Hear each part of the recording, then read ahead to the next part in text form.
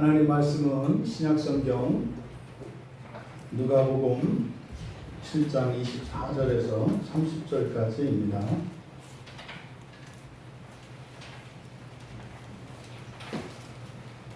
신약성경 101쪽에 있습니다.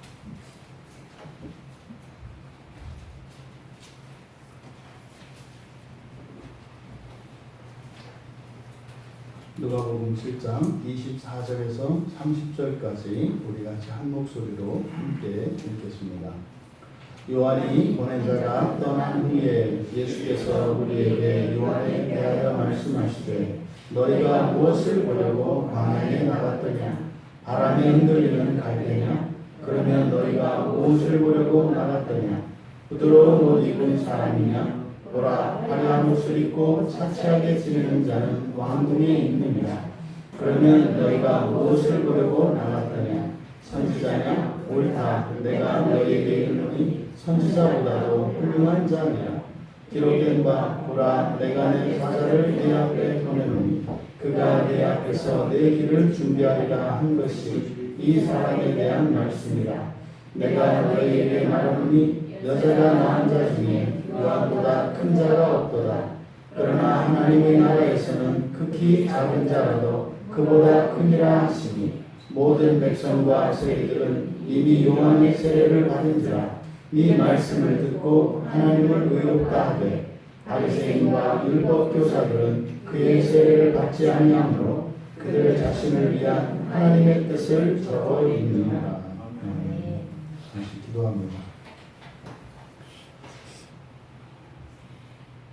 진리의 영이신 성령님, 이 시간 참된 진리가 깨달아지게 하셔서 저희들의 노력으로가 아니라 저희들의 능력으로가 아니라 참으로 하나님의 능력으로 하나님의 은혜로 나를 바꾸시고 우리의 가정과 일터와 이 나라와 이 민족과 이 시대를 바꾸시는 하나님의 구원의 일을 보게 하여 주시옵소서. 감사하며 예수님의 이름으로 기도하옵나이다. 주님의 이름으로 예배에 참석하신 여러분 모두를 환영하며 축복합니다. 또한 스마트폰으로 또 인터넷상으로 함께 참여하고 계신 모든 분들을 축복합니다. 오늘 이 예배를 통하여 하나님께서 말씀의 은혜 또한 하늘로부터 신령한 은혜를 내려주셔서 그 은혜가 여러분들의 현재의 삶에도 복이 되고 영원까지 복이 되는 이 시간이 되기를 축복합니다. 오늘 설교의 제목은 예수님의 질문입니다. 지난주에는 요한이 질문했고 이제는 예수님이 질문하십니다. 나로 말미암아 바로 앞에서 예수님께서 나로 말미암아 실족하지 아니하는 자는 복이 있도다 이렇게 말씀을 하셨지 않습니까? 23절에서 그러니까 실족하지 않는 것이 아니라 나로 말미암아가 중요합니다. 나로 말미암아 실족하지 않는 것이 복이 있다. 그러니까요 누구나 다 실족하는 겁니다. 그런데 예수님으로 말미암아 실족하지 않을 수 있는 거예요. 그러니까요 다 덫에 걸려 있습니다. 다 덫에 걸릴 수밖에 없습니다. 그런데 오직 예수님을 말미암아서만 거기에 실족하지 않을 수 있다는 사실입니다. 여러분들이 어떤 이유를 다 대도 여러분들이 힘든 가운데 있을 때 벗어나지 못합니다. 또 일시적으로 누군가가 그것을 도와주어서 그 문제를 해결한다 할지라도 근본적으로 그 문제가 해결되는 것은 아닙니다. 머지않아 또 다른 문제가 찾아올 것이기 때문입니다.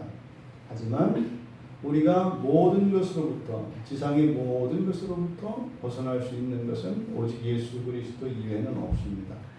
그래서 나로 말미암아 이것이 초점이 맞춰져야 합니다. 우리가 예수님에게서 조금이라도 우리의 시선이 옆으로 돌아가면 금세 실족하게 됩니다. 여러분들이 예수님을 의지하지 않고 성경을 보고 예수님을 의지하지 않고 인생을 살아가면 금세 넘어집니다. 이 시간도 여러분들이 여러분 마음속 중심에 예수님을 의지하지 않으면 잠이 옵니다. 왜요? 여러분 자신을 의지하니까.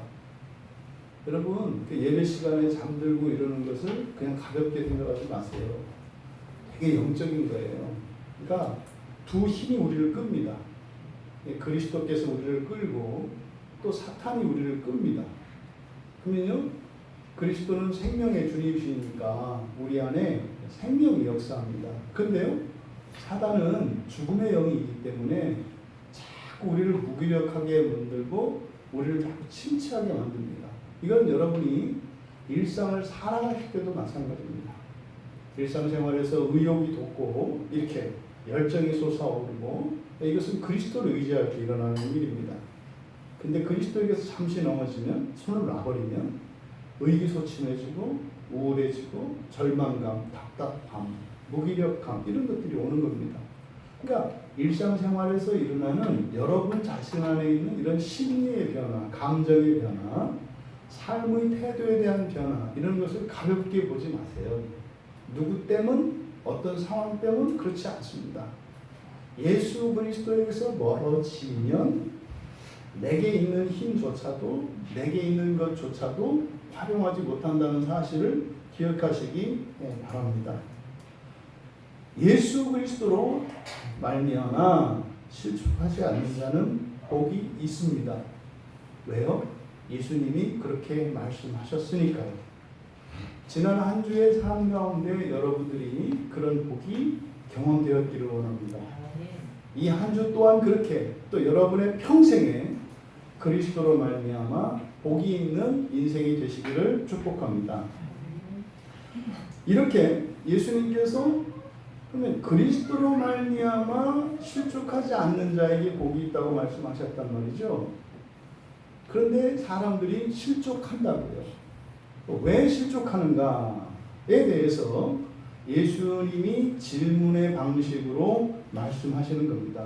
그러니까 왜 실족하는지, 그러니까 여러분들이 그리스도인으로서 생생한 은혜를 체험하고 하나님의 능력으로 살기를 원하신다면 오늘 설교를 잘 들으시면 답이 있습니다. 분명한 답이 있습니다. 이거는 누구에게는 답이 되고 누구에게는 답이 되지 않는 게 아니에요. 오래 교회 다닌 사람에게는 답이 되고 이제 교회 다닌 지 얼마 안 되는 사람은 답이 안 되고 이런 거 아니에요. 지금까지 살았던 그 모든 여러분들이 하였던 모든 것과 아무 상관없습니다. 지금 이 시간 주시는 이 말씀의 은혜가 그리스도로 말미암아 실족하지 않게 할 수 있습니다. 그 복이 우리 모두에게 누려지기를 바랍니다. 예수님께서 왜 실족하시는지를 가르쳐 주시는데 먼저 24절에 요한이 보낸 자가 떠난 후에 여기에 보낸 자, 그러니까 요한이 보낸 자 동글뱅이 아세요? 여러분 뭐 성경책 교회 성경책도 괜찮습니다. 요한이 보낸 자 이게 굉장히 중요한 의미이기 때문에 한 겁니다. 동그라미 해놓으시고 요한이 보낸 자가 떠난 후에 예수께서 요한에 대하여 말씀하시되 그냥 뭐 기록해 놓은 게 아니에요. 그들이 떠난 뒤에 말씀하셨다. 그러니까 절대로 성경은 의미 없이 기록한 글자는 하나도 없습니다. 우리가 그 의미를 알아내지 못할 뿐이에요. 근데 지금 여기서 요한이 보낸 자가 떠났다. 이것은 굉장히 중요한 내용입니다.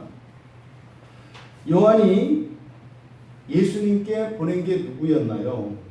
앞에 보세요. 요한이 예수님에게 보낸 사람들이 18절에 보시면 요한의 제자들이 이 모든 일을 그에게 예수님이 세례 요한이죠. 세례 요한에게 알리니 요한이 그 제자들 중 둘을 불러 주께 보냈다. 요한이 누구를 보냈어요? 제자를 보냈습니다. 제자들을 보냈어요. 사자들을 보낸 게 아니라 제자들을 보냈다고요. 그런데 지금 여기서 요한이 보낸 자라고 이렇게 번역된 이 말은 여기서 요한이 보낸 자 그대로 헬라어를 읽으면 톤 앙겔론 요한우 이렇게 돼 있어요. 그래서 앙겔론이라고 하는 것은 앙겔로스 천사를 말하는 거예요. 성경 어디에도 이 앙겔로스라고 하는 말을 이렇게 사람이 보낸 누구 사자로 번역한 게 없어요. 신약 성경에서 그렇게 쓰인 용례가 단 한 번도 없어요. 신약 성경에서 이 앙겔로스는 의미는 사자예요. 의미는 어떤 메시지를 전달하는 메신저, 사자라는 의미를 갖습니다. 그런데 성경, 신약 성경에서 이 앙겔로스는 전부 천사에게 쓰는 말이에요. 그러니까 지금 여기서 그러니까 문맥이 세례 요한이 예수님한테 제자 둘을 보냈었잖아요. 질문을 했지 않습니까? 근데 보통 어떻게 해석한다고 그랬어요? 요한이 예수님이 메시아라는 것을 믿지 못하고 있다. 그래서 확인하려고 보냈다. 이렇게 하니까 이제 이 뒤죽박죽이 되는 거예요. 지난주 뭐라고 말씀드렸습니까? 요한이 제자들을 보낸 것은 요한 자신이 궁극을 몰라서가 아니라 사실은 보다 더 궁극적인 목적은 누구 때문이다? 제자들이에요. 제자들. 자신의 사역은 끝났고 이제는 요한의 제자들이 문제입니다. 요한의 제자들을 예수님을 만날 수 있도록 보내준 거였다고요. 그래서 어떻게 해요? 예수님께서 세례 요한의 뜻을 아시고 그저 대답을 해줘서 전가를 보내는 것이 아니라 뭐예요? 당신이 메시아라는 것을 보여주시잖아요. 요한의 제자들에게. 그런데도 못 깨우치잖아요. 그래서 지금 예수님의 초점은 또 세례 요한의 초점은 제자들에게 있다고요. 그러면 여기서 요한이 보낸 자가 떠난 후에 세례 요한의 제자들을 가리키는 것이 아니라 누구를 말하는 거예요? 여기서는 그냥 천사들이에요. 천사들. 그러니까 그대로 직역을 해야 되는 거죠. 그대로 직역하면 요한의 천사들입니다. 보낸 자라고 번역된 이것이 앙겔로스의 목적이 앙겔론이거든요. 그래서 요한의 천사들이 떠난 후에 이게 굉장히 중요한 말씀이에요. 뒤에 이제 말라기 3장 말씀을 인용을 해서 예수님이 이제 설명을 하시는데 바로 이게 지금 구약의 예언이 어떻게 성취되었고 또 말라기 선지자들을 통해서 예언하셨던 그 말씀의 진정한 의미를 우리에게 가르쳐 주시려고 하는 겁니다. 우선 이 번역이 문제가 있다. 이것은 요한이 보낸 자가 아니라 요한의 천사들 이렇게 이해하고 계시면 됩니다. 요한의 천사들을 보내신 후에 이제 예수님께서 무리에게 질문을 하십니다. 근데 이때 질문을 하시는데 먼저 24절에서 너희가 무엇을 보려고 광야에 나갔더냐. 24절에 무엇을 보려고 그리고 25절에 가서도 다시 너희가 무엇을 보려고 이렇게 되어 있습니다. 우리말 성경으로는 똑같이 둘 다 보려고 이렇게 되어 있습니다만 원문 성경에서는 두 단어를 다른 단어를 쓰고 있어요. 먼저 24절에 보려고라고 하는 이 말, 여기에 사용된 이 말은 떼아오마이라는 동사예요. 떼아오마이. 이게 이제 오늘날 영화관을 시어터 이렇게 얘기를 하지 않습니까? 바로 그 오늘날 영화관의 어원이에요. 여기서 나오는 거예요. 그래서 24절에 무엇을 보려고 나갔느냐?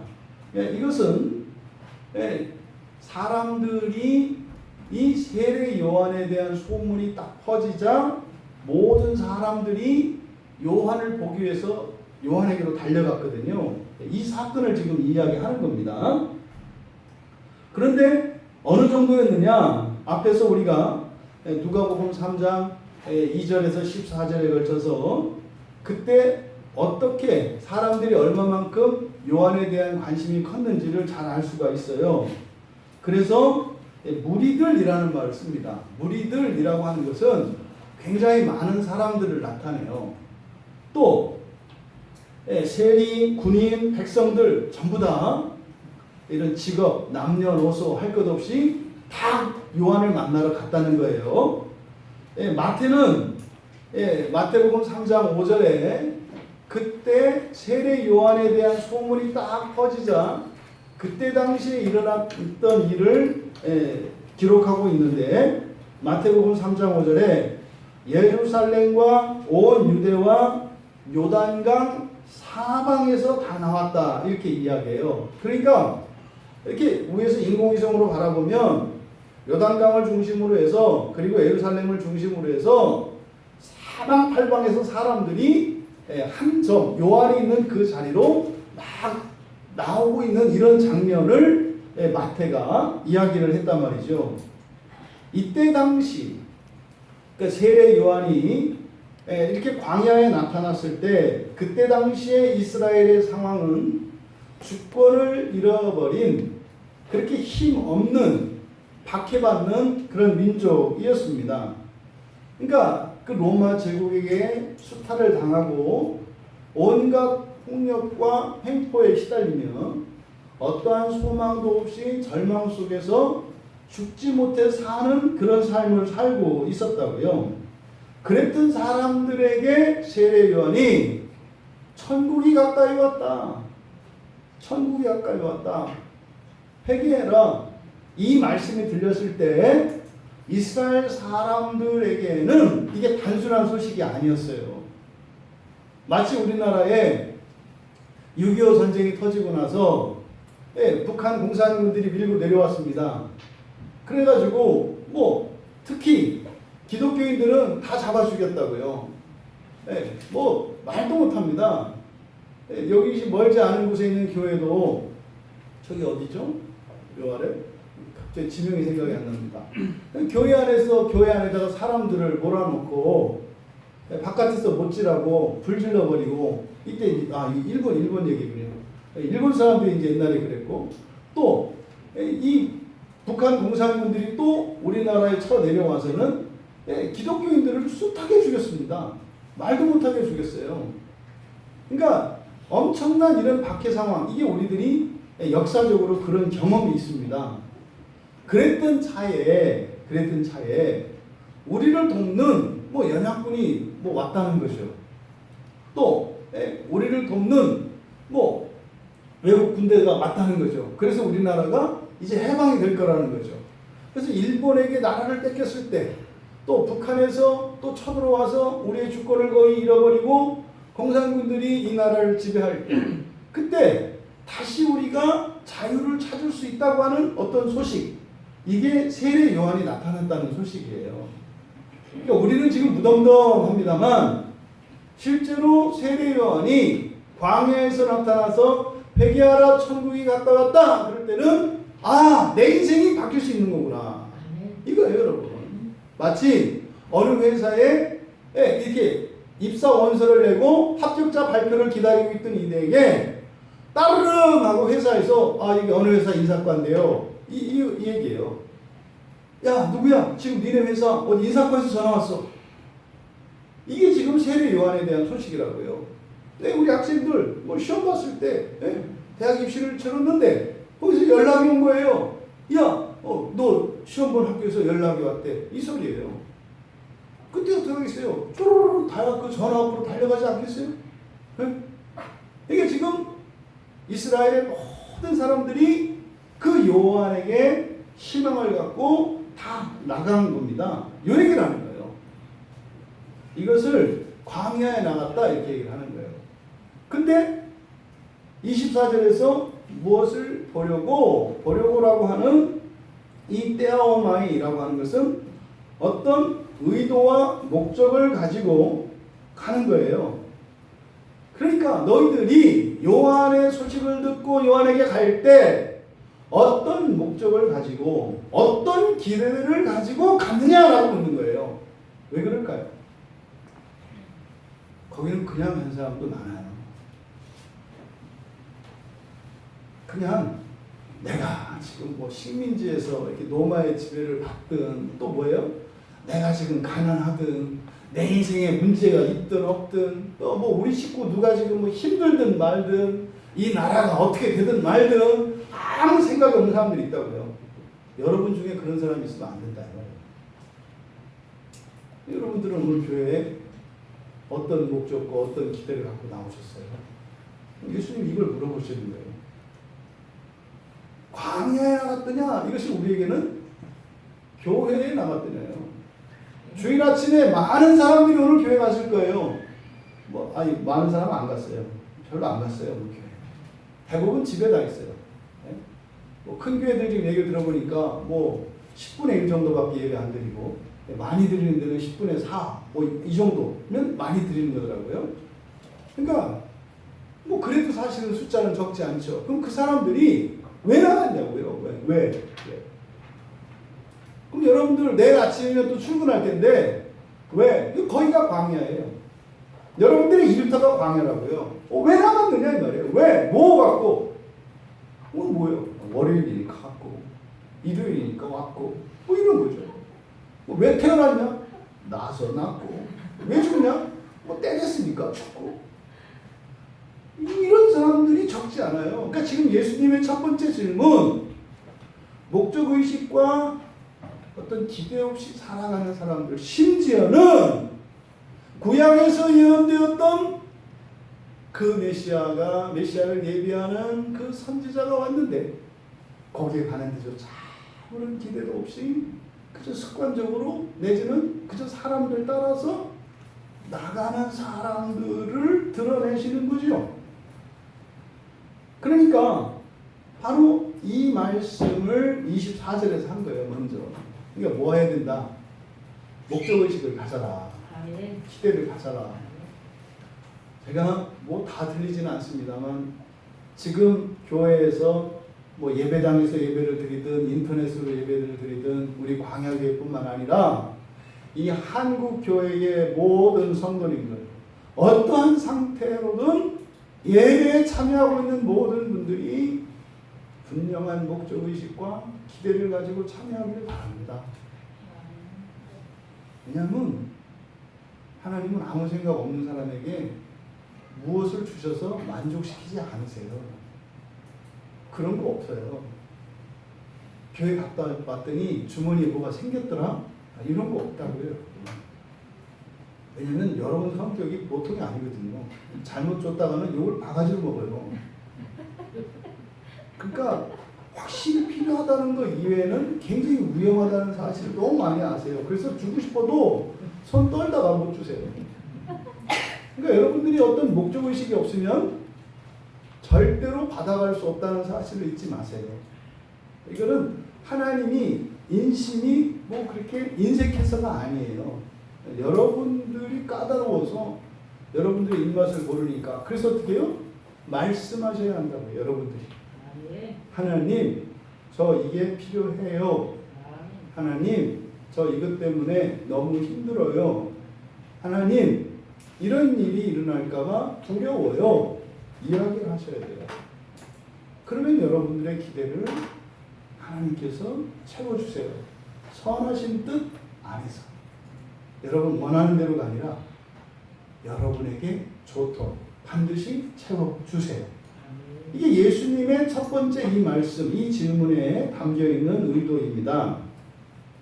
두 번째 25절에서 무엇을 보러 나왔느냐? 이때 보다라고 하는 여기에 사용된 말은 호라오라는 말이에요. 호라오라고 하는 것은 자기가 원하는 것을 어떤 것을 관찰해서 보는 겁니다. 이렇게.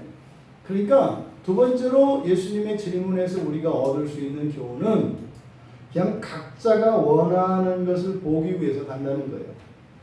그러면 어떤 목적의식을 가졌다는 점에서는 그런 목적의식을 없는 것보다 나아요. 근데 그 두 번째 예수님의 질문을 통해서는 뭐예요? 올바른 것을 바라보라는 거예요.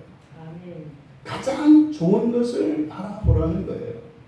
지금 이 자리에 계신 여러분들에게도 여러분들이 가지신 기대가 있어요.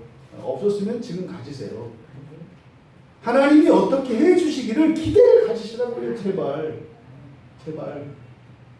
이렇게 해도 대부분 분들의 마음이 바위 같아서 안 움직이거든요.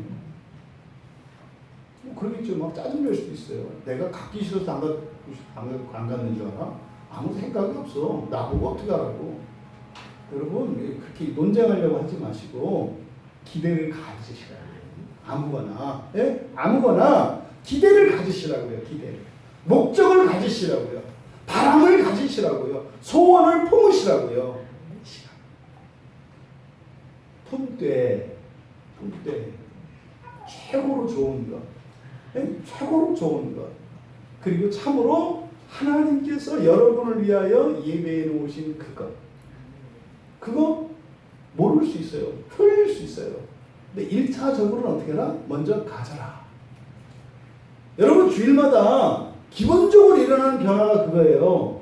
지난 일주일 여러분 살면서 겪었던 어떤 어려움과 시험이 있었을 거예요. 불편이 있었을 거예요.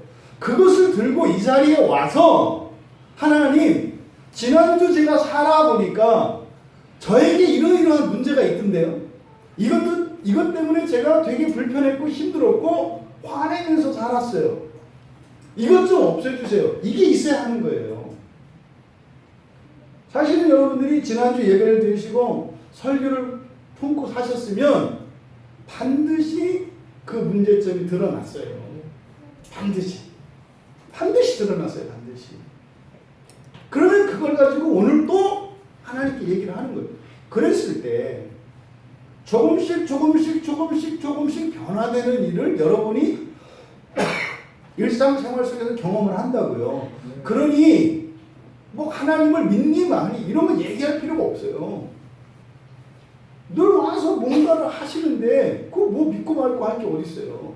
네? 뭐겠어요? 내가 어떻게 되기를 하나님이 원하실까? 또 내가 원하는 게 이건데 이게 하나님의 뜻과 같을까? 이런 고민이 돼야 되는 거죠. 부디 지금 두 번째 질문을 통해서 예수님이 주신 이 말씀의 참된 의미는 뭐다? 기대를 가져라 일단. 하지만 기대를 갖되 제일 좋은 것, 완전한 것, 그 기대를 품어라. 그러면서 뒤에 이제 각자 사람들이 원하는 무엇을 기대하고 무엇을 원하는지를 지금 네 가지로 설명을 합니다. 네 가지 할 때 이건 네라고 해야지 사로 하면 이게 위험해집니다. 그래서 이 네 가지로 말씀을, 그래서 요한의 제자들을 포함한 무리들을 네 부류로 설명을 하세요. 첫 번째 부류가 누굽니까? 바람에 흔들리는 갈대를 보고 간 사람들. 두 번째로는 부드러운 옷 입은 사람을 바라고 간 사람들. 세 번째는 화려한 옷을 입고 사치하게 지내는 사람들을 바라고 간 사람들. 그리고 네 번째가 선지자입니다. 이 네 가지의 부류. 지금 여기에 제시되고 있는 이 네 부류는 요한에 대한 설명인데 사람들의 지금 여기에 있는 이 설명은 요한과 반대되는 내용들이에요. 왜냐하면 요한은 갈대 같은 사람이 아니거든요. 바위 같은 사람이지 흔들리는 사람이 아니에요. 이 사람은 날 때부터 뭐예요? 이 세상의 편안함을 추구하지 않고 그래서 어려운 삶을 살기로 작정을 했어요. 근데 사실 어렵다 이렇게 생각하지 않았죠. 뭐예요? 오직 오실 메시아를 위해서 인생을 살기로 결단을 했고 그렇게 살고 그렇게 죽을 사람이에요. 그러니까 갈대라는 이미지는 요한하고 맞지 않습니다. 또 부드러운 옷? 아니 무슨 부드러운 옷이에요. 낙타 털 가지고 옷을 입었는데 그게 얼마나 뻣뻣한데요. 저는 뭐 낙타를 타본 적이 없습니다만 뭐 소가죽, 소털, 말털 이런 만져봤어요. 굉장히 억세고 거칩니다. 낙타는 더하죠. 사막에서 사는 거니까. 그러니까 굉장히 거친 옷이에요. 부드러운 옷 아니죠. 또 뭐 화려한 옷, 사치하게 지내는 자 전혀 반대죠. 네? 그 메뚜기와 석청을 먹고 산 사람인데 이 사람은 반찬도 없어요. 네? 딱 그거라고요. 그렇게 먹었던 사람인데 뭐 전혀 반대되는 이미지죠. 그런데 이렇게 예수님이 이 말씀을 하는 건 뭡니까? 아니 그렇게 산 요한에게 그것과 정반대되는 것을 바라고 나가는 이상한 심리를 말하는 거예요. 여러분 예수 믿으시죠? 아멘. 그럼 예수님은 자기 인생을 실패하셨을까요? 성공하셨을까요? 여러분 생각에 예수님이 성공한 인생을 하셨어요? 한번 대답해 보세요. 이건 해보세요. 여러분 생각에 예수님이라는 분이 역사적으로 사셨잖아요. 예수라는 사람이 인생을 성공적으로 살았냐고요. 인생은 그렇지만은 하나님 뜻을 이루었으니까 성공하셨습니다. 말이 길은 거는 생각이 나는 거예요. 만약에 여러분들이 예수님을 성공한 인생을 살았다고 생각하면 여러분들이 그대로 따라서 사는 거예요. 그럼 바꿔서 물어볼게요. 여러분이 예수님처럼 그대로 살고 싶으세요? 이거예요, 지금. 이 부분을 예수님께서 말씀하시는 거예요. 우리 안에 둘 다 진짜예요. 예수님처럼 살고 싶고 성공적인 인생을 살고 싶어요. 근데 우리는 예수님처럼 사는 것과 성공적으로 사는 것이 정반대라고 생각한다고. 이게 문제예요. 근데 우리는요, 둘 다 진짜라니까요. 아멘. 성공하고 싶고 예수님처럼 살고 싶고. 근데 문제는 예수님이 성공하지 않은 실패한 인생처럼 사셨고, 이거예요. 성공하는 인생을 살려면 예수님처럼 살면 안 되고. 이게 우리들의 실존이라고요. 근데 지금 이 이스라엘 백성들이 광야에 세례요한을 만나기 위하여 나갈 때 이 두 마음이 있었다고요. 이것을 지금 드러내는 거예요. 이렇게 막 비난하시는 게 아니라 누구나 다 가지고 있는 두 마음. 그잖아요, 여러분. 기도를 잘하고 싶은데 할 수 없잖아요. 그렇잖아요? 성경을 보고 은혜를 받고 싶은데 그렇게 안 되잖아요. 예배에 나와서 그냥 예배에 푹 빠지고 싶은데 그렇게 안 되잖아요. 물과 기름 같잖아요. 이게 우리의 실존이라니까. 이것을 먼저 인정하셔야 돼요. 이것을 먼저 인정하셔야 된다. 이걸 뭐래요? 비참하다. 비참하다. 정말 비참한 거예요. 왜? 원하는 것과 하는 것이 다르니까. 하는 게 원하는 게 아니야. 원하는 건 안 해. 이것만큼 비참한 게 없어요. 네? 가까이 가고 싶은데 멀어져. 멀어지고 싶은데 가까이 가. 이것만큼 비참한 게 없어요.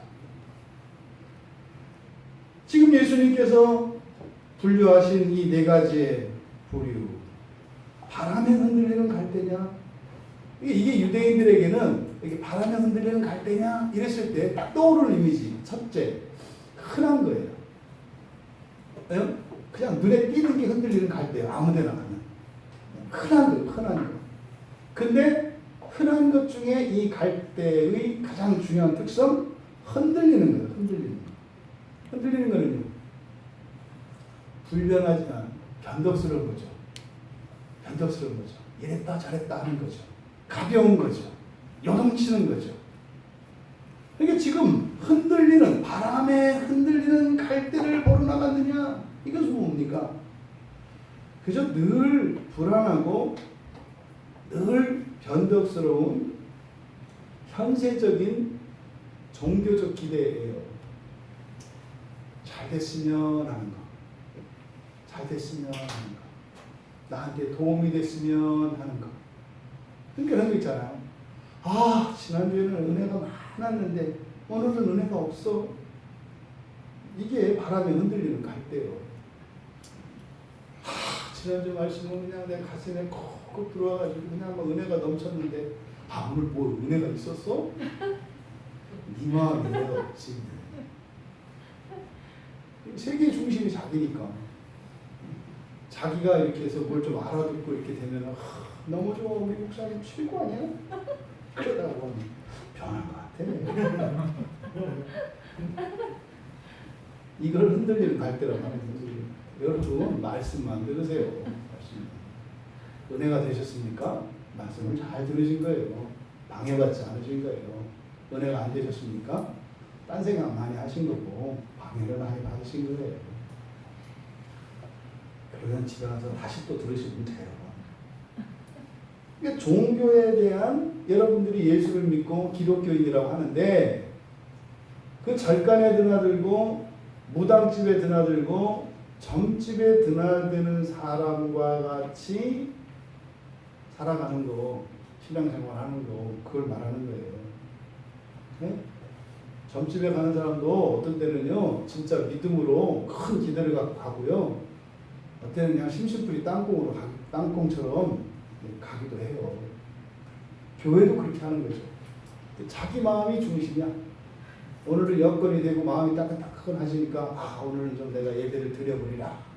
그 다음 주는 뭐 그냥 입은 대빨라고 신발을 끌고 가슴은 그냥 돌덩이처럼 딱 믿어가지고 왔다. 오늘은 일찍 끝나는 게 은혜다. 이게 흔들리는 거예요. 여러분들의 신앙의 태도, 여러분들의 신앙의 태도의 중심은 여러분들이어서 안 돼요. 여러분을 향한 하나님의 뜻이어야 해요. 왜? 그게 나에게 좋은 거예요. 그러니까 내가 어떻든지 간에 하나님은 나를 오늘 어떻게 하시려고 할까? 이게 여러분 중심에 있으셔야 된다. 두 번째로 부드러운 옷 입은 사람. 여기서 부드러운 옷이라고 하는 것은 여러분 아시죠? 예, 여성 옷은 좀 다를 수도 있어요. 뭐 디자인에 따라서 뭐 옷값이 막 달라지잖아요, 그죠? 근데 이 비싼 옷과 값싼 옷의 큰 차이 중에 하나가 뭐예요? 가벼움이에요, 가벼움. 이렇게 남자들 그 양복은 몇 수거든요, 실 가닥수. 몇 가닥의 실을 가지고 이렇게 이제 옷을 짓느냐에 따라서 옷값이 결정이 돼요. 비싼 옷은 되게 가벼워요. 가벼운 거예요? 편해요. 몸에 착착 붙거든요. 그래서 가벼운 옷이라는 것은 단순한 편리성을 이야기하는 게 아니라 여기서 이 부드러운 옷, 이 부드러운 옷은 가볍지요. 이것은 값비싼 옷을 말하는 겁니다.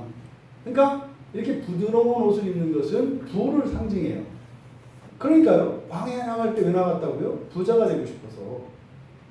부자가 되고 싶어서 갔냐? 뭐 이런 뜻이죠. 세 번째로 화려한 옷을 입고 사치하게 지내는 자. 화려한 옷이라고 번역되어진 이 화려한 옷은 원래 색깔로 염색되어지고 이런 문양들이 있으면 이거는 신분을 나타냅니다.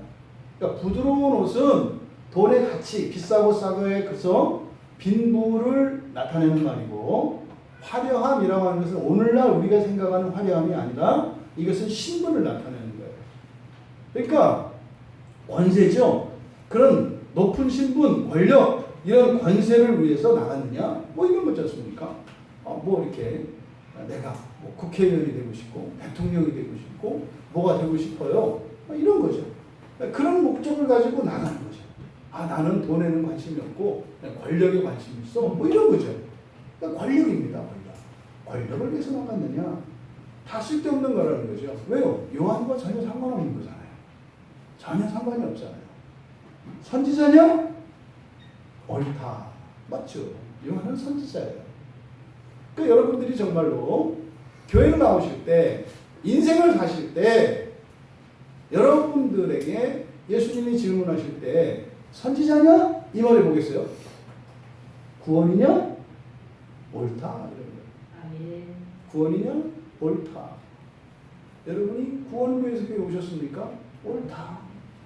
여러분들이 구원을 위해서 출근을 하십니까? 옳다.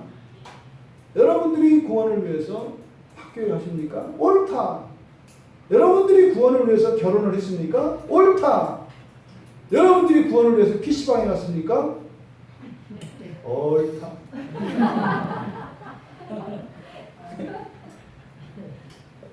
그런데 그 구원은 우리가 그동안 쭉 설교를 통해서 들었습니다만 층차가 있어요. 참 달라요.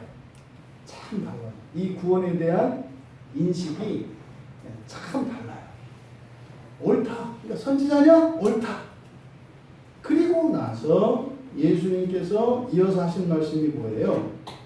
내가 너희에게 이르노니 선지자보다 훌륭한 자니라. 이제 여기에서 해석에 대한 여지가 생깁니다. 그러면 26절의 끝에 선지자보다 훌륭한 자, 이게 누구냐는 거죠. 그럼 바로 앞에서 이야기한 요한이죠. 그러니까 선지자냐? 옳다. 내가 너에게 이르노니, 여기는 주어가 없어요. 그냥 이렇게만 되어 있어요. 선지자보다 훌륭한 자라고만 되어 있어요. 누구라고는 안 되어 있어요. 그리고 몇 인칭인지도 몰라요. 누군지를 몰라요. 이렇게만 돼 있어요. 그래서 보통은 여기서 선지자보다 훌륭한 자 그러면 요한을 설명하는 거라 그래요. 여러분 얼마나 우리가 진짜 생각이 없는지 바로 앞에까지 23절에서 요한의 질문을 통해서 이렇게 이제 해석을 하는 거예요.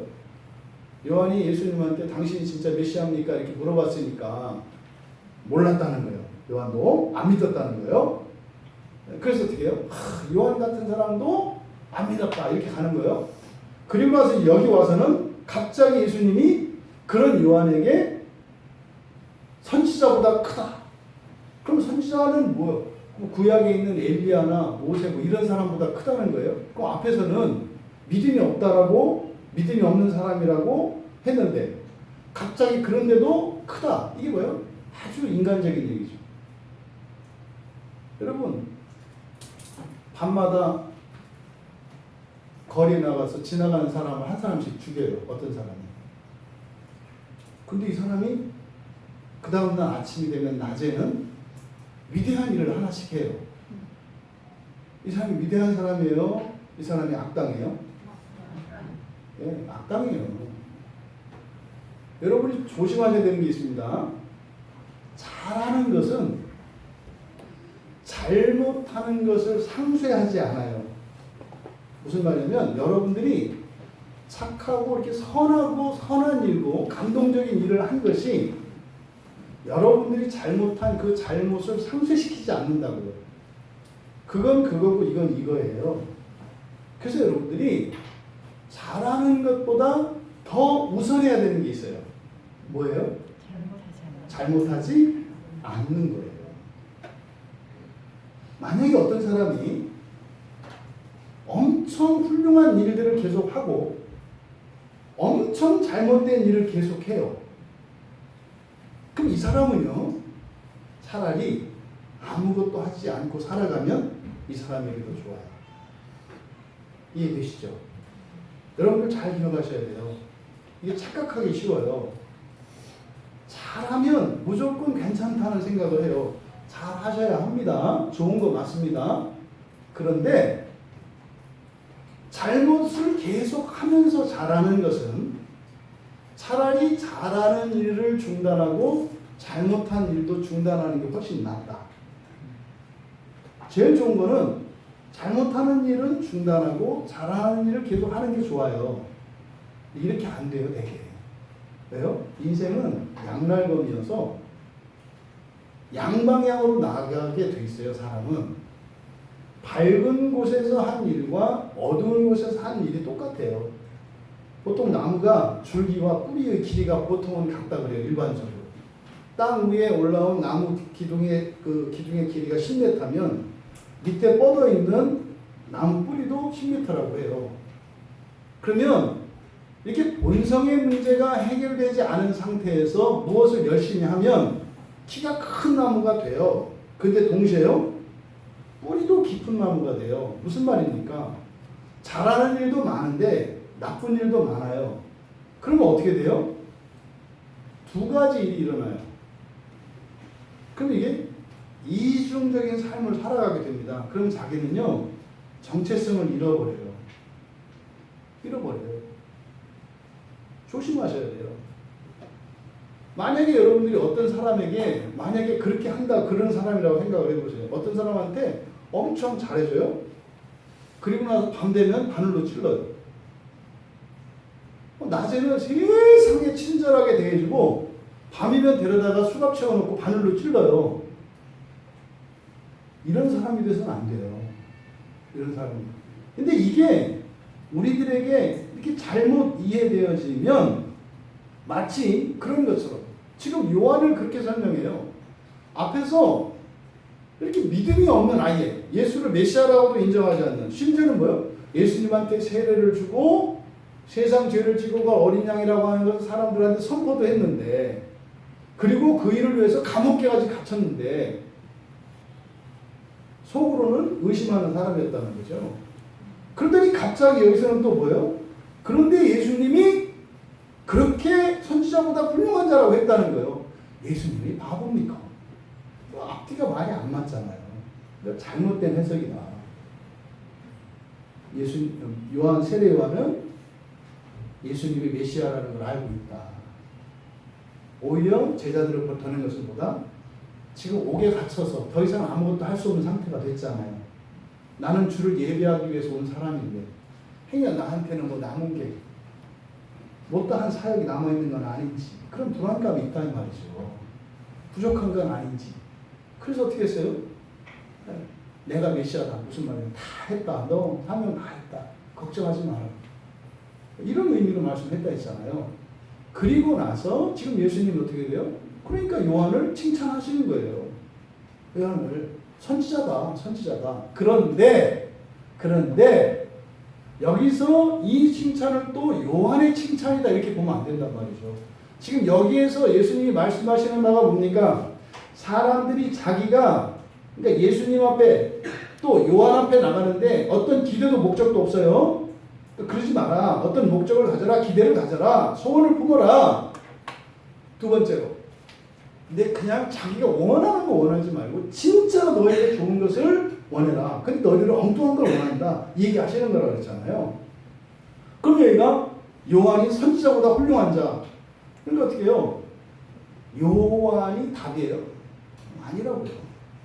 지금 여기서 선지자보다 훌륭한 자니라 라고 하는 이 말씀은 사실상 그들의 잘못이 무엇이었는지, 다시 말해서 이들이 왜 실족하게 되는지를 가르쳐 주는 거예요. 예수님이 뭐라고 하셨다고요? 어떤 자에게 복이 있다고요? 그리스도로 말미암아 실족하지 않는 자. 그런데 어떻게 해요? 실족해요. 누구 때문에? 요한을 보고 가요. 요한을 보고 가요. 요한이 그들의 신앙의 대상이 아니에요. 교회 목사가 여러분들의 신앙의 대상이 아니에요. 여러분 잊지 마세요. 어떤 위대한 인물도 예수님을 대신할 자가 없어요. 근데 사람들은요, 자꾸 예수님을 보지 않고 사람을 봐요. 사람을. 지금 이것을 지적하는 거예요. 이런 맥락에서 예수님께서 요한이 그렇게 선지자보다 위대한 자라고 지금 이렇게 말씀을 하셨겠어요? 맞지 않는다고요. 앞뒤 문맥이. 그래서 선지자보다 훌륭하다. 그러니까 선지자는 요한이에요. 요한. 그러니까 뒤에서 지금 우리말 성경에 네 번째 부류의 사람들 선지자를 보기 위해서 갔냐? 맞다. 그래서 끝난 거예요. 맞다. 그런데 무리들의 잘못된 기대가 있다는 거예요.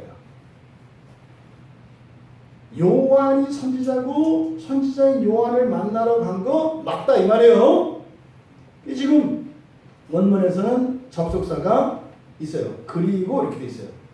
선지자냐? 옳다 이렇게 돼 있어요. 그 다음에 그리고 이렇게 돼 있어요. 그리고 내가 너에게 이르노니 선지자보다 훌륭한 자니라. 무슨 말이에요? 그래, 선지자를 보러 갔지. 근데 그게 다는 아니야. 선지자를 보고 그리고 그 선지자보다 더 훌륭한 자를 보기 위해서 갔어야 되는 거야. 요 얘기를 하는 거야. 그러니까 지금 선지자보다 훌륭한 자는 요한이 아니에요. 그들이 놓치고 있는 거예요. 여러분들은 오늘 교회 나올 때 여러분들이 목적하는 바가 있었을 거예요. 그런데요, 선지자냐? 뭡니까? 말씀입니까? 맞다는 거예요. 옳다. 설교를 통해서 여러분들이 어떤 은혜를 받고 진리를 알기를 위해 나오셨습니까? 옳습니다. 예요. 그리고 설교를 통해서 그 설교보다 위대한 그 설교하는 설교자는 비교도 할 수 없는 그 더 훌륭한 분을 만나야 한다는 거예요. 여러분들 오늘 여기에서 예수를 만나셔야 돼요. 설교를 듣고 깨닫고 진리를 발견하고 감동을 받으시고 여러분들의 가치가 바뀌고 하는 일들이 일어나야 돼요. 그건 다 제밥이에요. 여러분 본성이 변화되기를 바래요. 그래서 여러분 인생이 바뀌기를 바래요. 그리고 여러분 본성이 변화되고 여러분 인생이 변화되는 게 다 해서는 안 된다 이 말이에요. 그리고 예수를 만나셔야 합니다. 아멘. 이 말씀을 지금 예수님께서 26절 끝에서 하신 거다. 그러니까 여기서 훌륭한 자는 세례 요한보다 더 훌륭한 분 이런 거죠. 이것을 이 답을 말라기 3장 1절 말씀을 인용하시면서 답을 주신 거예요. 그러니까 제가 드린 설명은 사실은 말라기 3장에 대한 설명이에요. 개인적인 설명이 아니라 말라기 3장에 대한 설명이에요. 그럼 말라기 3장의 3장 1절에 한번 가보세요. 구약성경 맨 끝에 있습니다. 그러니까 마태복음 바로 앞에 말라기 3장 구약성경 1329쪽에 있습니다. 한번 봐보세요.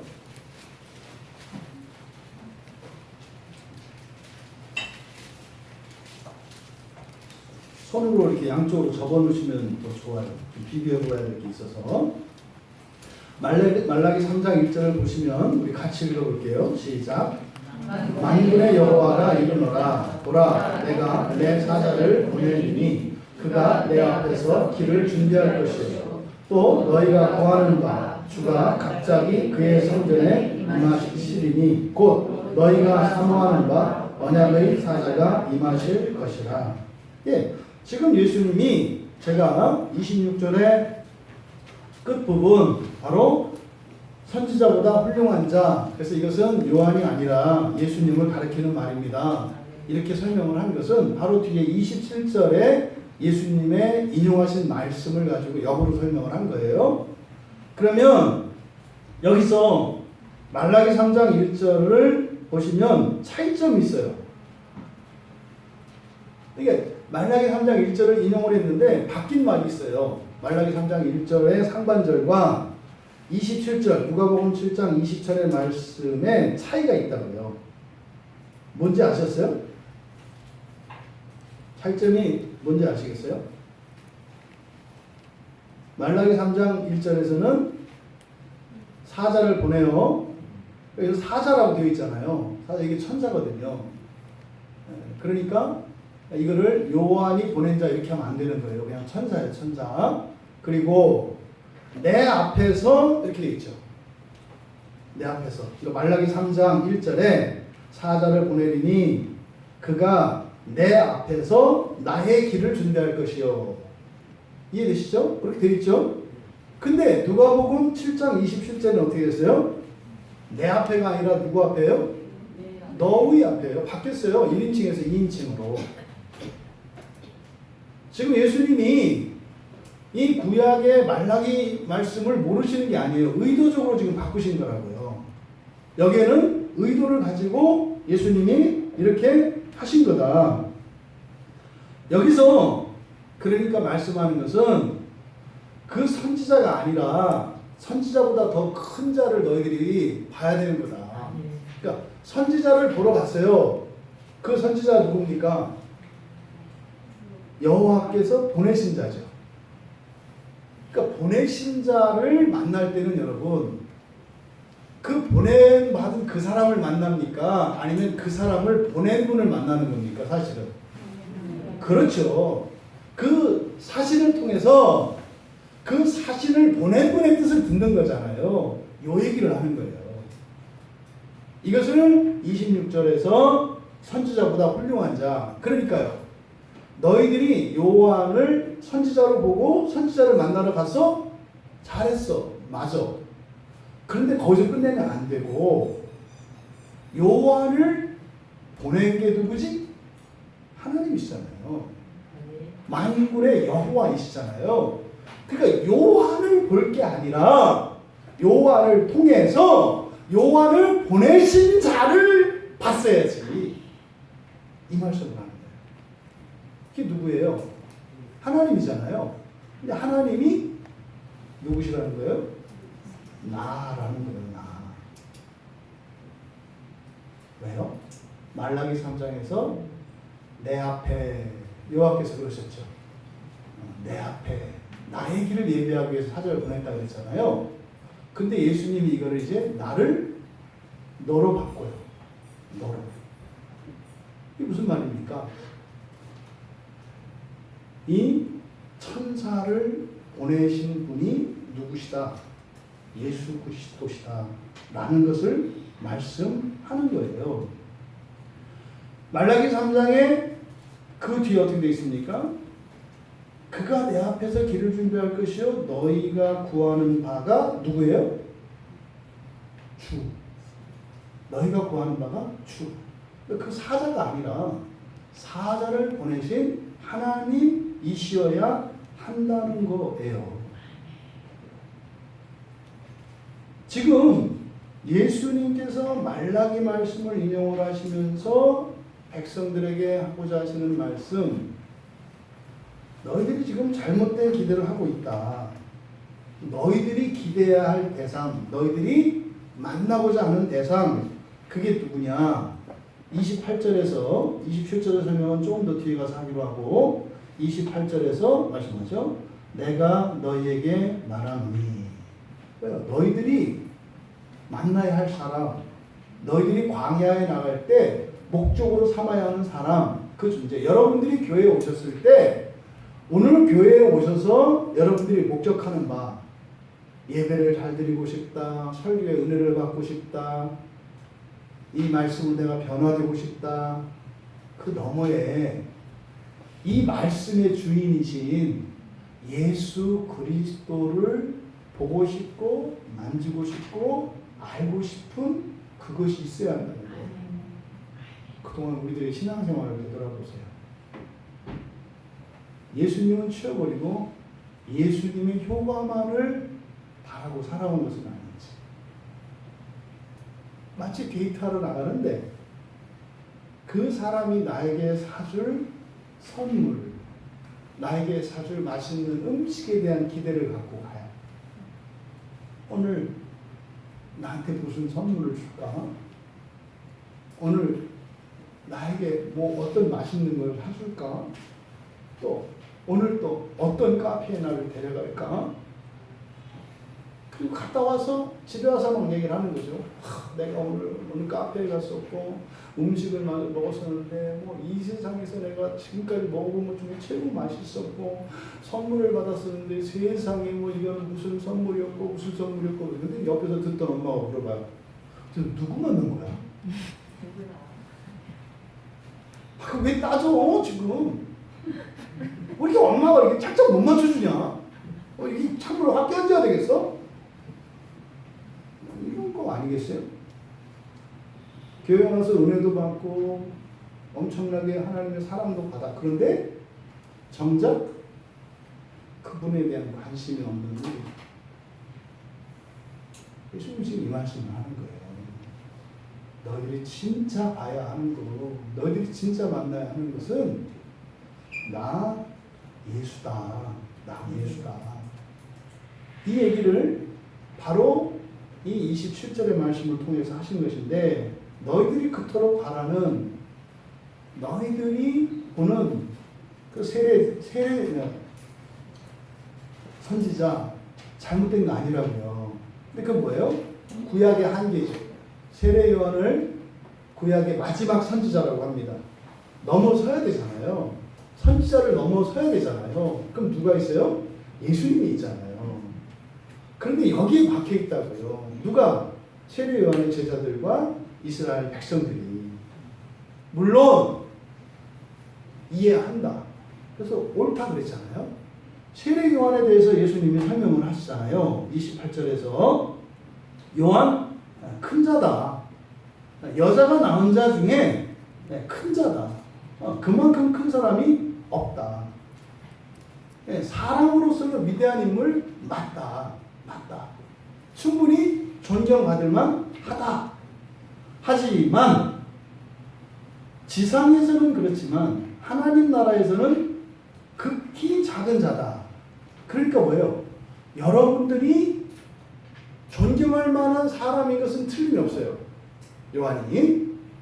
그런데 여러분들이 목표로 삼아야 할 대상은 아니다 이 말이에요. 이때 여러분은 누구예요? 천국을 살아갈 사람들이에요. 지상을 살아갈 사람들에게는 위대한 인물인 거 틀림없어요. 그런데 천국을 살아갈 사람들에게는 절대로 본받을 만한 대상은 아니다 라고 말씀을 한 거죠. 왜요? 천국에서는 요한이 가장 작다고 이야기를 하거든요. 이거는 천국의 서열을 말하는 게 아니에요. 지상에서 여러분들이 추구하는 모든 가치는 심지어는요, 그 사람의 인격과 영성과 그 모든 가르침과 이것들이 아무리 위대하고 뛰어나도 존경받을 만한 거 맞다 이 말이에요. 근데 그것을 여러분들이 목표로 삼으면 안 된다 이 말이에요. 여러분들이 목표로 삼아야 될 것은 뭐예요? 땅에서뿐만 아니라 하늘에서도 가장 큰 자. 누구세요? 예수 그리스도시잖아요. 그럼 여러분 천국의 입장에서 생각을 해보세요. 요한을 바라보고 살아가는 사람들은 뭡니까? 천국의 입장에서 보면 꼴찌를 목표로 하는 거죠. 여러분들이 인생을 살면서 어떤 일을 할 때 꼴찌하기 위해서 하는 일이 있어요? 없잖아요. 근데 지금 예수님은 뭐라고 말씀하셨어요? 너희들 지금까지 마치 꼴찌하기 위해서 살아가는 것처럼 산 거야. 뭐 그런 사람도 또 많지도 않아. 에? 그것도 아닌 쓸데없는 것을 바라보는데 어쨌든 천국을 향해서 살고자 하는 사람도 많지 않지만 고작 지금 예수님 말씀을 듣고 있는 이 사람들이죠. 너희들이 이제 천국이 뭔지 조금 알고 그 천국을 향해서 살고자 하는데 천국에서 꼴찌를 목표로 살려고 하는 게 되는 거야. 우리는 그게 최고 크다고 생각하는데 작다 이 말이에요. 그러니까 예수님이 천국에서 가장 큰 자, 그분을 너희들이 바라봐야 되는 거다. 누구세요? 예수님이시라는 거예요. 그래서 27절의 그 내용을 보면 뭐라고 되어 있습니까? 27절로 다시 올라가서 내가 내 사자를 누구한테 보내요? 이때 너는 누구겠어요? 이제는 그렇죠. 여러분도 되겠고 또 이 본문에서는 이게 너는 누구겠어요? 요한이죠. 요한이죠. 요한이 말라기 선지자가 예언한 나의 사자예요. 요한이. 근데 지금 요한이 이미 왔죠. 사역이 다 끝났죠. 그런데 지금 예수님이 그러는 거예요. 내가 내 사자를 내 앞에 보내노니. 이때 너는 요한이라고요. 그래서 24절의 시작이 뭐라고 했어요? 요한의 사자가 떠난 후에, 요한의 천사가 떠난 후에 누가 보냈어요? 예수님이 요한에게 천사를 보내셨다고요. 이 내용을 바로 누가가 24절에서 이렇게 기록을 한 거예요. 누가가. 요한의 천사가 떠난 후에. 이게 지금 뒤에서 예수님이 하신 이 말씀의 의미를 그 앞에 복선으로 넣어 놓은 거죠. 그러니까 정리하면 그런 겁니다. 그들이 선지자를 보기 위해서 갔어요. 요한. 그죠? 근데 요한, 그 선지자인 요한이 아니라 요한을 보낸 여호와 하나님을 보기 위해서 간 것이었다는 거예요. 그런데 그 여호와, 천사를 보낸 여호와가 누구라는 겁니까? 나라는 거예요. 왜요?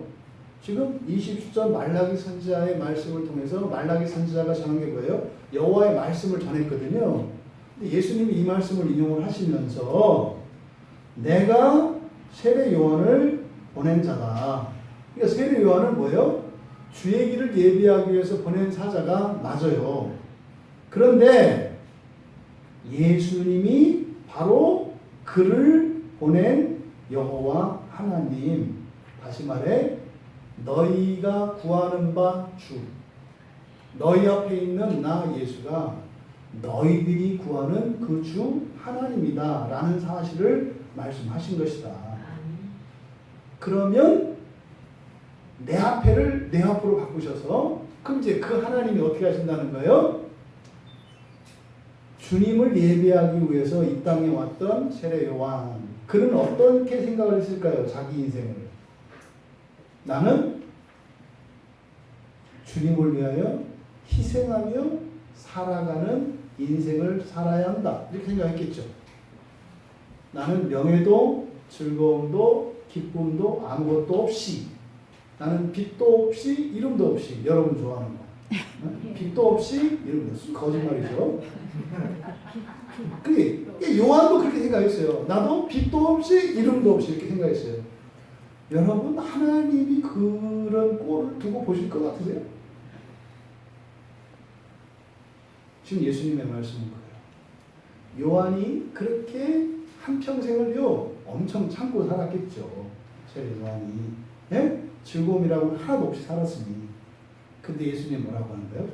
나의 사자, 나의 길을 예비하기 위하여 한평생을 올곧게 모든 즐거움을 뒤로하고 살았던 나의 사자 요한, 이제는 내가 그의 길을 예비하기 위하여 그에게 천사를 보낸다. 아멘. 여러분이 주님을 위하여 살아간다면 그것 때문에 여러분이 혹시라도 지난날 나는 신앙생활을 하느라고 내가 조금 뭐 즐거움을 참았지, 내가 신앙생활을 하느라고 억울하고 답답한 일 그냥 견뎠지, 이제 주님께서 여러분께 여러분의 천사를 보내셔서 여러분의 길을 예비하신다는 거예요. 아멘. 이게 지금 예수님이 하시려고 하는 말씀이에요. 이거를 누가가 우리에게 얘기하려고 하는 거예요. 세례 요한에게도 세례 요한의 인생에 대한 확실한 해석, 그리고 여러분에게도 어떻게 살아야 할 것인가. 그러니까요, 예수님으로 말미암아 실족하지 않을 수 있는 길을 가르쳐 주시는 거죠. 여러분, 이에 대해서 두 가지 반응이 나오고 있습니다. 첫 번째, 예수님의 이 말씀을 들었습니다. 이 말씀을 들으면 여러분도 이 두 가지 반응이 나오는 거예요.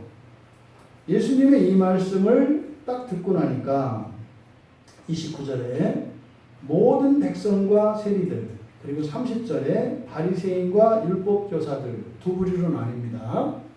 29절에 모든 백성과 세리들, 이들은 누굽니까? 예, 사람들 가운데 사실은 문제가 있는 사람들이에요. 자기가 문제가 있다는 걸 인정하는 사람들이에요. 자기가 도움이 필요하다고 생각하는 사람들이에요. 이 백성과 세리들은 뭐라 그랬어요? 예수님 말씀을 딱 듣고 나서 맨 끝에 하나님을 의롭다 하되, 그게 뭐예요? 아멘 하는 거죠. 아멘.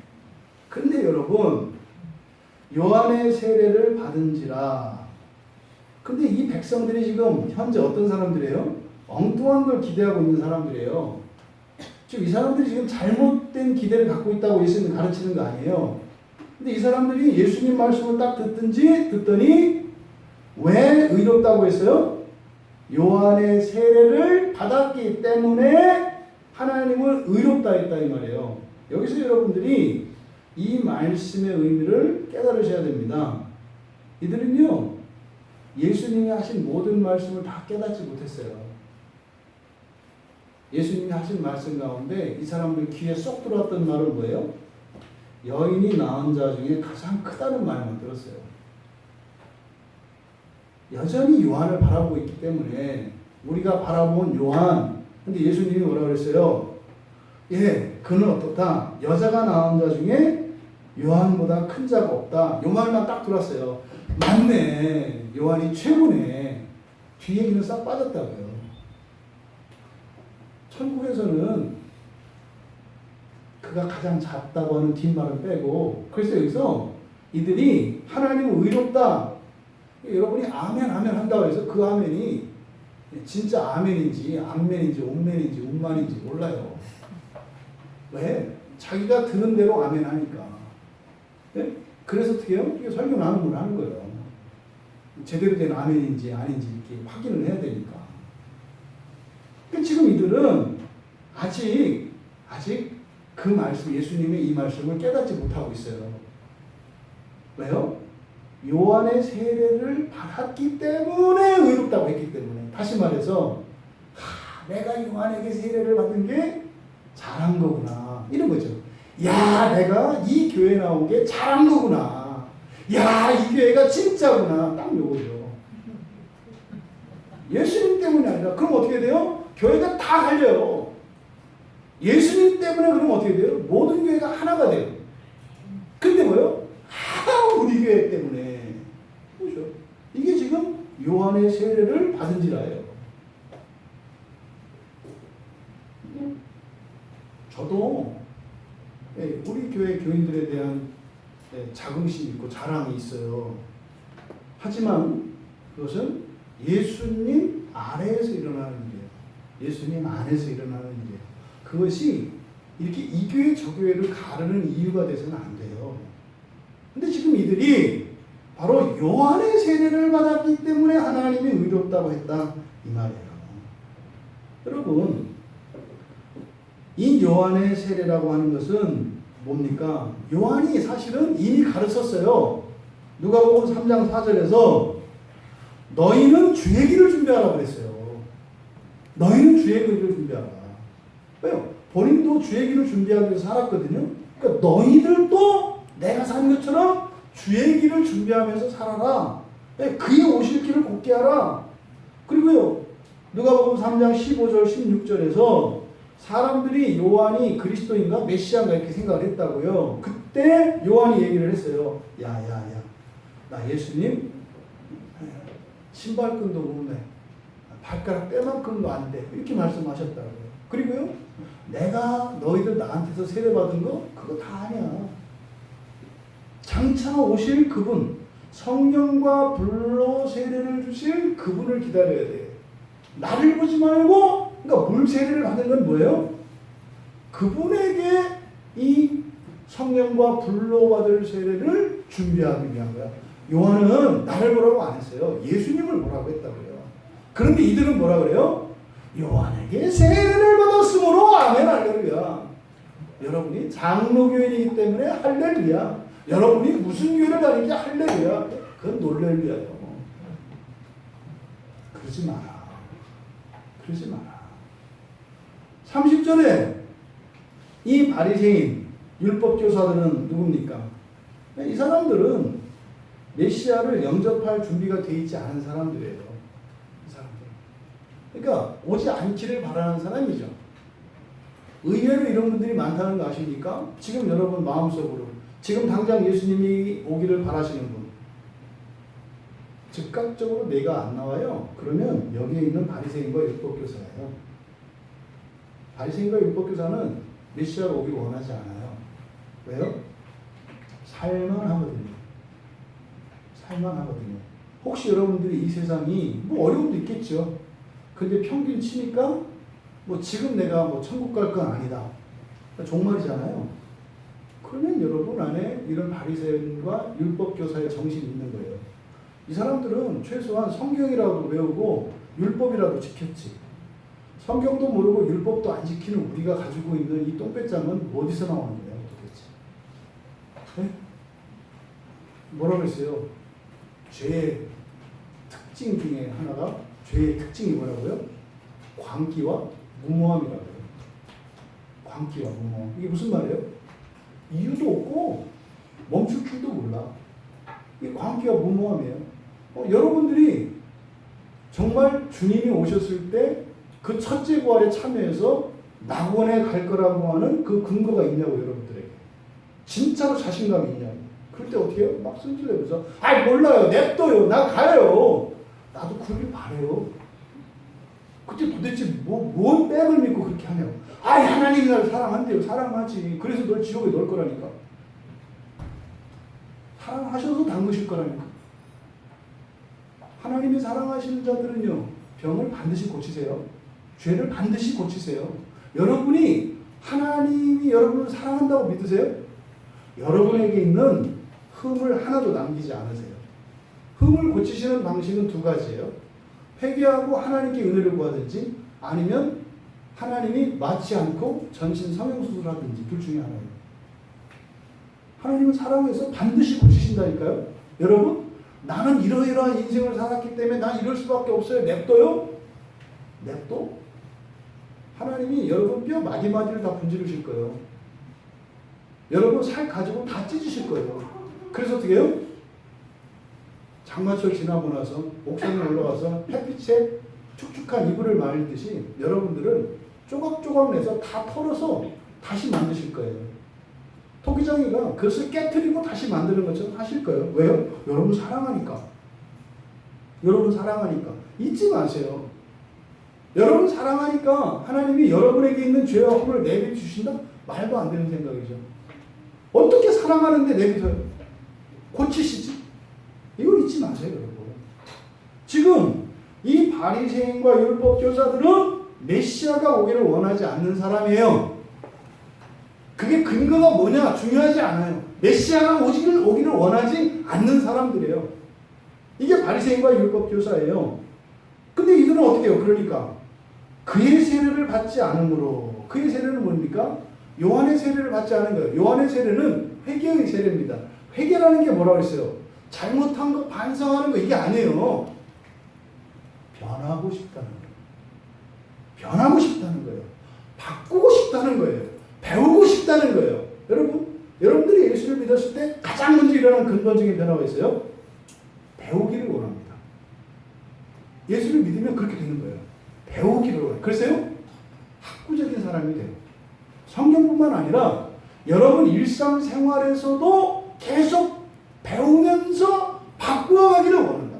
학생들이 예수를 믿으면 어떻게 돼요? 배우기를 원해요.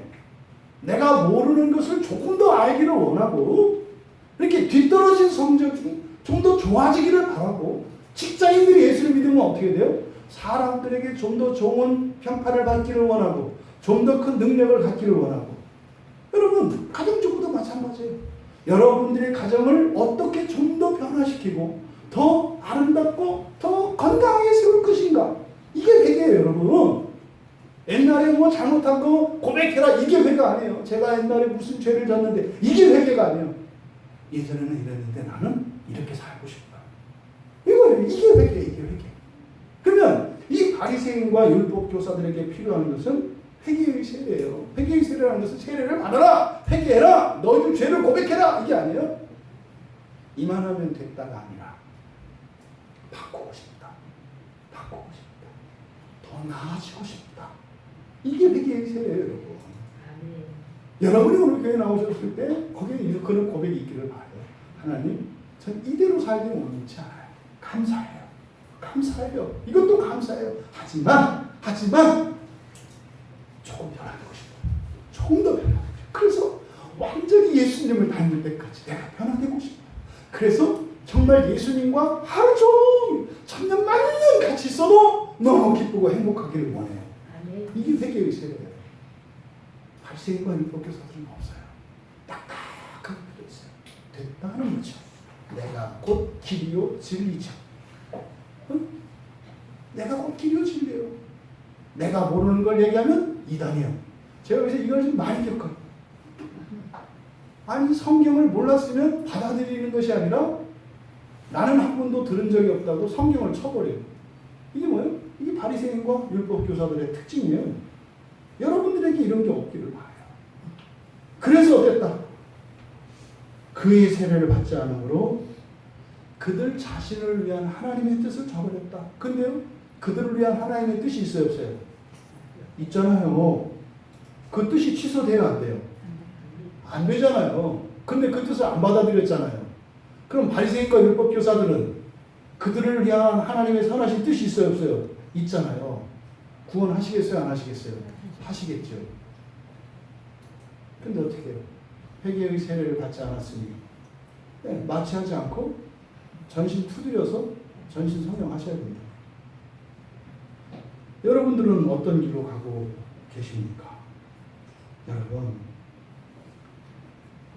세례 요한이 아니라 세례 요한을 보낸 분을 봤어야 돼요. 그래야 세례 요한의 세례를 받죠. 여러분들이 저를 보시면 안 돼요. 저를 보내신 하나님을 봐야죠. 그러니까 설교를 들으셔야 되는 거예요. 제 설교를 듣는 게 아니에요. 저를 보내신 하나님의 말씀을 설교를 통해서 들으시는 거예요. 여러분 설교 안 들어요. 그게 뭐예요? 바리새인과 율법교사들. 그들은 어떻다? 그들 자신을 위한 하나님의 뜻을 저버리느니라. 자기 기준에 만족하고 있는 사람들. 이 사람들은 율법이죠. 여러분들이 무엇인가에 만족하고 있다면 안 되죠. 지금 여기에 제시된 두 사람들, 백성과 세리들이라고 하는 한 부류의 사람들, 또 바리새인과 율법교사라고 하는 또 다른 부류의 사람들, 둘 다 문제가 있어요. 요한의 세례를 받은 사람들이나 율법에 만족하고 요한의 세례를 받지 않은 사람들이나 요한을 보내신 그리스도께로 나아가야 합니다. 율법을 주신 그리스도께로 나아가야 합니다. 여러분들이 이런 백성이나 세리들과 같이 여러분들의 한계를 인정하고 구원을 필요로 하시는 분일 수 있어요.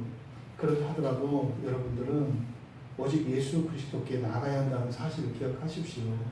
설교 들으셔야죠. 예배 잘 들으셔야죠. 착한 일 하시고 사람들한테 손가락질 받고 정직하고 성실하게 근면하게 사셔야죠. 근데 그게 다 해서는 안 돼요. 그렇게 하게 하신 그리스도 예수를 바라보고 그분의 구원을 위하여 나아가야 돼요. 여러분들이 어떤 자부심, 이렇게 여러분들이 여러분 스스로를 대견하게 생각하는 무엇이 있습니까? 여러분, 하나님 앞에서 두려워하셔야 합니다. 하나님 앞에서. 주의 날을 예비하며 살아가시는 여러분 되시기 바라요.